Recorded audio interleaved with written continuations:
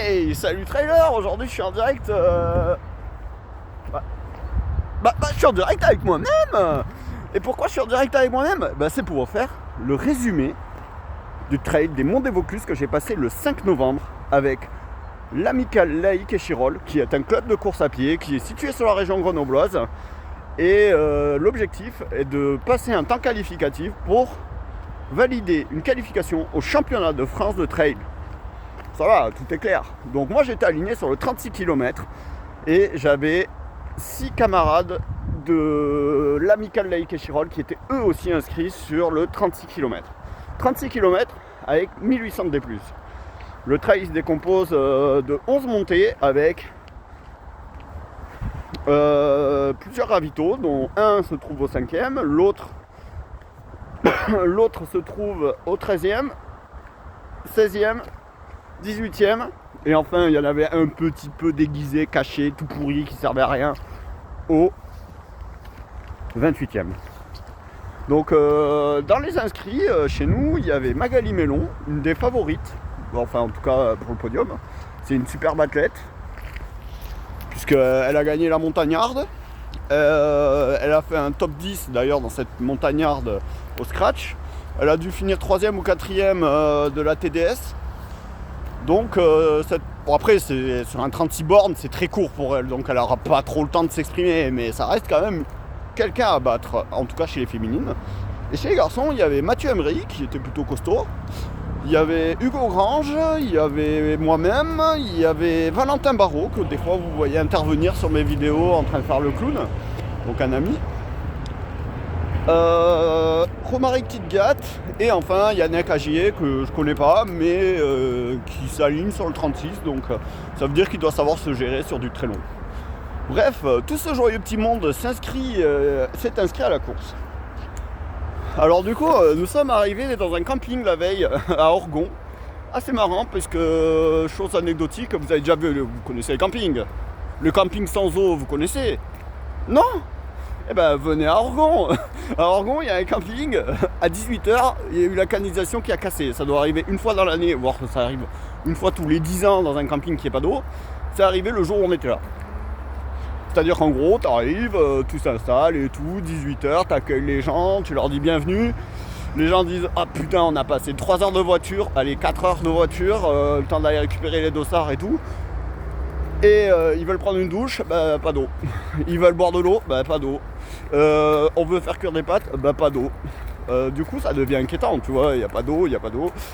Bon, du coup on a fait des jeux de mots, hein, orientés sur l'eau, orientés sur la 15e lettre de l'alphabet. Vous imaginez, c'est rigolo quand même. Vous irez compter, hein, si vous ne me croyez pas. Bon bref, du coup dans notre trail, on est arrivé.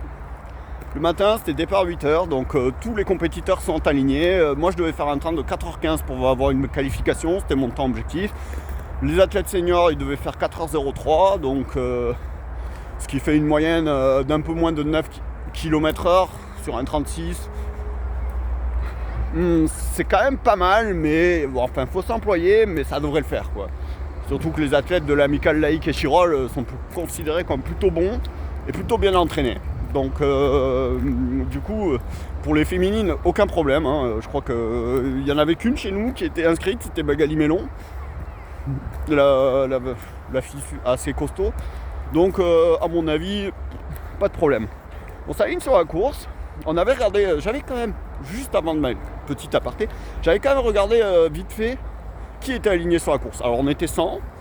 Et je sais pas s'il y avait du gros. Il y avait quand même quelques grands noms. En tout cas chez les féminines, j'ai retenu Sabine Erstrom. Sabine Erstrom, c'est une athlète que j'ai affrontée au trail niveau des Revards, qui a fini 3e scratch à ce moment-là, et qui m'a mis 1 heure. Donc j'étais là, bon si j'arrive à accrocher le podium féminin sur cette course, en sachant que je vise moins de 4h15, ce sera déjà pas mal. Donc on s'aligne sur la course et tout, Valentin et moi on se met derrière. Et tout le monde est devant. Bon c'est super, le départ il est donné, il y a tout le monde part. Alors forcément ceux qui visent des temps inférieurs à 4 heures démarrent très fort. Mais moi je démarre plutôt tranquille, hein. Je suis parti sur le même rythme que le trail de Gap en Cime, dont j'ai fait le résumé où j'avais annoncé qualification au championnat de France. Vous voulez une nouvelle aparté? Allez, nouvelle aparté. Cette qualification n'a pas été active. C'est lié au fait, et un point du règlement que j'avais oublié de noter, c'est que quand tu n'as pas de licence de compétition active ou que tu n'as pas payé ta licence compétition, ben ton résultat, même si tu le valides, n'est pas rétroactif. Ça, c'est un point du règlement que j'avais zappé. Donc, j'avais couru pour rien à Gap en Sim. J'avais couru pour l'honneur de courir et d'avoir parlé avec Jennifer Lemoine. Super, athlète du club, au passage, Jennifer Lemoine. Mais bon, super. Du coup, on arrive dans ce trail qui... Il y a des gens qui jouent au foot, c'est rigolo. Du coup, démarrage donné, démarre plutôt tranquille. Bon, de toute façon, j'avais pas forcément de pression. On arrive au bout de 800 mètres et là je vois un truc me passer devant, mais alors quelque chose d'irrespectueux hein, au possible. Vous prenez quelqu'un de très mal habillé, mais vraiment très très mal habillé, et vous le faites courir. Voilà, vous l'avez l'image, quelqu'un de mal habillé. Voilà, je vais vous décrire. Vous voyez, mettez maintenant quelqu'un habillé en vert, floqué vert, avec un maillot sur lequel il y a marqué A-L-E, floqué comme ça, avec une casquette orange, son côté bleu, catastrophique, et un casque audio noir. Voilà, vous avez l'OVNI qui vient de me dépasser, qui est sapé, mais comme une immondice sur pattes. Même la déchetterie, tu l'amènes à la déchetterie, ce mec, il passe pas. Hein. C'est Valentin. Mais je me sens doublement plus insanté que ce Valentin là, non seulement il me passe super vite, il est super mal habillé, mais en plus, il me dit rien, tu vois. Genre rien la brère. Rien, va te faire foutre, nada, qui peanut. Il est parti comme si on était sur une compétition du 24 km. Il y a 2 semaines, il faut bien comprendre que de ça, 2 semaines avant ce trail, on s'était aligné sur un 24 km, il m'a mis 7 putains de minutes. Bah là, il me fait la même chose. Je comprends rien. Du coup, je vois passer cet avion là, et en plus mal habillé de manière incroyable. Du coup, je le laisse passer. Enfin bon, je vais pas le suivre, hein, ça va rien, enfin 36, on fait pas 24. En me disant, mais qu'est-ce qu'il fout là, il veut descendre en moins de 3h50 ou quoi? Il est malade. Bon, pourquoi pas hein. Et je lève les yeux et j'entends des gens parler, tu vois. Alors, j'ai souvent la poisse dans mes trails à moi, quand je me mets à courir, je me mets à côté des gens qui parlent. J'ai pas de chance, je démarre sur des rythmes que je considère quand même pas trop rapide, mais les gens parlent. Et ça me gonfle. Parce que moi j'aime bien faire un effort silencieux, tu vois. Bon après tu me diras j'ai qu'à courir plus vite hein. Mais là, je tombe sur des gens qui parlent. Le type s'appelait Rémi Inti et quand Valentin m'a doublé, ben, il les a doublés aussi. Et ils ont commenté l'action de Valentin. En disant regarde, départ tranquille gros. Départ tranquille, regarde ce que ça donne. On se fait doubler par ça. Alors je pense qu'il parlait de la tenue de Valentin. Moi je vois que ça, hein. Se faire dépasser par ça dans le contexte, je vois que la tenue de Valentin, se faire insulter quoi. Et puis ils sont passés sur autre chose, puisqu'ils avaient des bâtons et ils ont décidé de parler des bâtons. Et après des roches et tout. Et puis c'est devenu un peu risible, parce que petit à petit leur rythme était pas mauvais et ils tenaient mon rythme. Donc je tenais leur rythme et ils tenaient mon rythme. Et on finit par rattraper Magali Mélon à la fin de la première montée. Oui, parce que démarrage du trail, forcément, on démarre en montée. Qui dit trail dit montée. Voilà.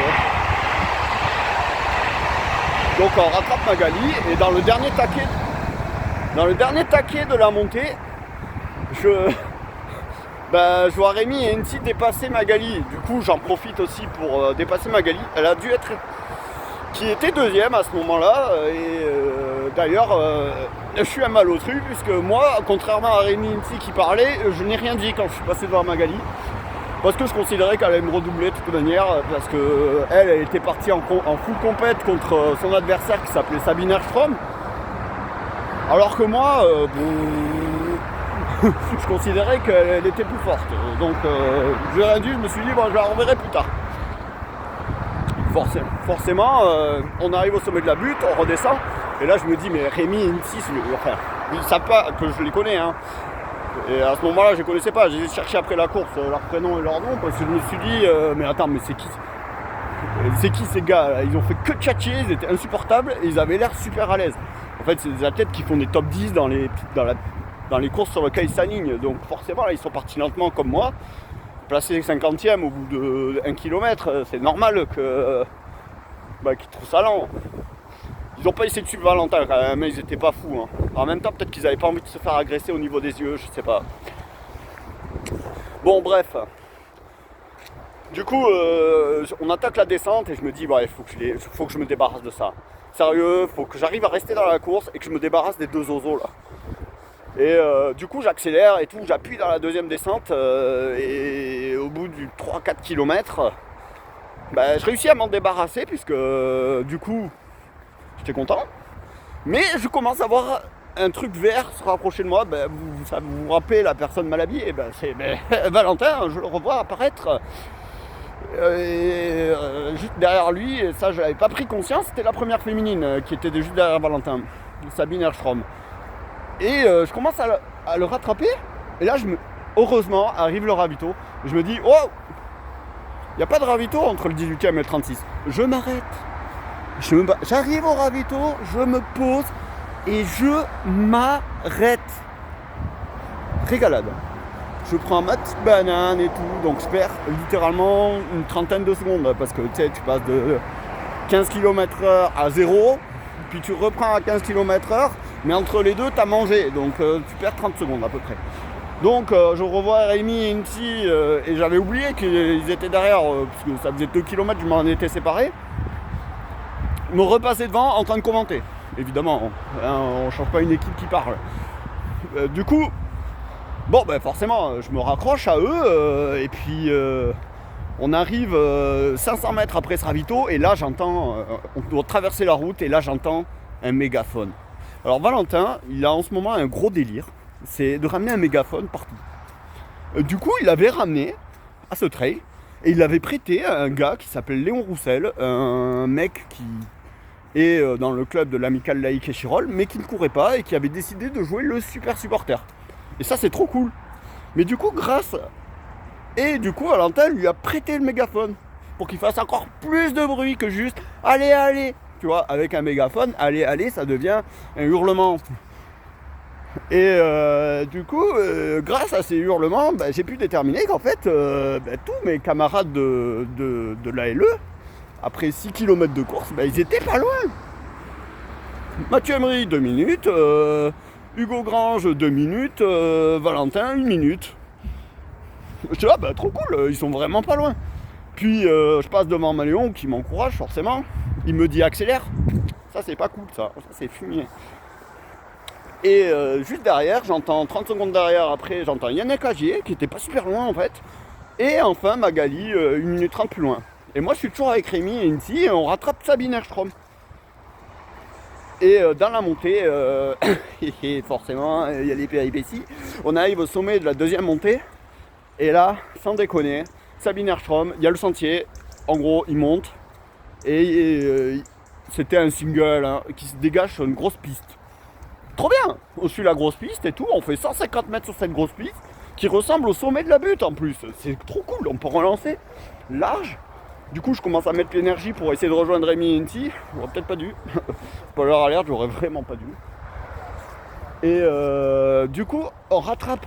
Je commence à les rattraper. Et là, je vois Sabine Herstrom à l'arrêt. Du coup, je me dis, souci. Et elle sort une phrase très rigolote qui dit mais elle est où la balise? Et il se tourne vers moi.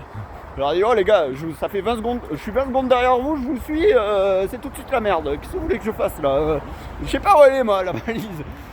Du coup, on se retrouve à un moment assez lunaire à être là-haut, à se regarder tous les trois et à se dire, elle est où la balise? Enfin tous les quatre. Il y avait Sabine, Rémi, Inti, moi.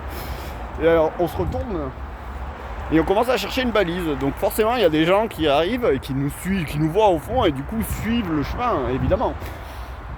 Et eux aussi se mettent à chercher la balise. Du coup, on commence à passer à 5, puis 6, puis 8, puis 9. Puis je vois Yannick arriver dans les 9. Et enfin, je vois Magali arriver dans les 10. Et on se retrouve à 10 à chercher la balise, à gauche, à droite. Et finalement, il y a quelqu'un qui la retrouve. Elle était à gauche, dans le sens de la direction dont on venait. Nous, on avait fait en face, on avait fait tout droit. Du coup, Magali, il y avait Sabine Archam qui était perdue, comme nous. Magali reprend la tête de groupe. Du coup, elle passe première féminine à ce moment-là, c'était trop bien pour elle. Et elle prend la tête du groupe. Moi, je me replace en 4ème position. On attaque un single avec impossibilité de doubler. Donc là, on avait perdu 1 minute 30, je pense. Parce qu'on est reparti à 12. Ambiance assez lunaire. Hein. Rémi et Enti en train de parler de bâtons et de champignons. Spécial dédicace. Hein. Bon, même Magali, hein, puisque ça nous a complètement sorti de la course, cet événement. Même Magali parlait de bâtons, de recherche de champignons, ou de VTT, je sais plus. Enfin bon, bref, on faisait des blagues. Ça nous était complètement sorti du trail. Et enfin, on attaque la descente et tout. On arrive en bas de la descente. Et là, je me quémande parce que je n'avais pas de montre et de bâton. Et ça, c'est un problème dans un trail long de ne pas avoir de montre ni de bâton. Surtout quand tu vises un temps. Je quémande à la personne derrière moi quelle heure il est, ça fait combien de temps qu'on est parti plutôt, et combien de kilomètres on a fait. Et là, il m'annonce 49 minutes et, attention, 8 km 5. Dans ma tête, je suis là, mais on est large, la qualif in the pocket. Par contre, le trail est en train de changer de physionomie, parce que au début, c'était très roulant, très sympa, mais là, dans la descente, enfin dans la deuxième descente, le trail il commence à taper. Hein. On est obligé de sauter des murs de 2 mètres. Enfin bon, bref. Tu sens que ça commence à ralentir la vitesse. Mais ça, on n'en avait pas encore conscience.